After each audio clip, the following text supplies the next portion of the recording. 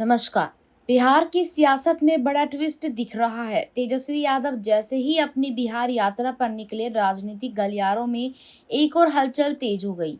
सवाल उठ रहा है कि क्या तेजस्वी को इस यात्रा की शुरुआत में ही चिराग पासवान और जीतन राम मांझी का साथ मिलने वाले हैं। दरअसल बिहार में विधानसभा चुनाव 2025 से पहले गठबंधन की राजनीति जोर पकड़ रही है। महागठबंधन और एनडीए दोनों ही खेमों में सीट शेयरिंग को लेकर खींचतान जारी है। बीजेपी के सहयोगी दल लगातार दबाव बना रहे हैं। सबसे पहले बात करते हैं जीतन राम मांझी की।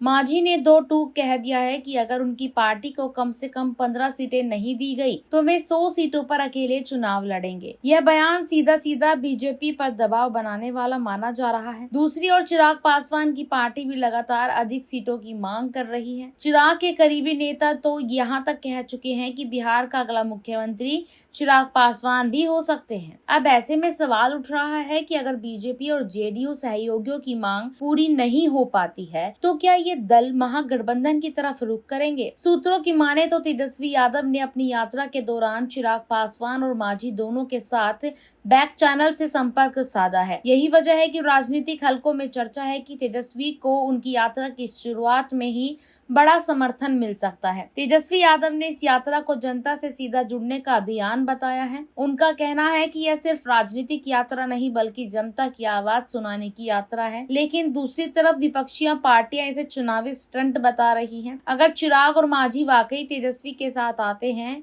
तो ये बिहार की सियासत पे बड़ा उलटफेर होगा, क्योंकि यह गठबंधन सीधे सीधे एनडीए के वोट बैंक पर असर डालेगा। बड़ा सवाल यही है, क्या मांझी और चिराग वाकई तेजस्वी के साथ आ पाएंगे? क्या यह सिर्फ राजनीतिक दबाव बनाने की रणनीति है? आपको क्या लगता है? क्या बिहार की राजनीति में नया गठबंधन बनने वाला है? अपनी राय नीचे कमेंट सेक्शन में जरूर दीजिए।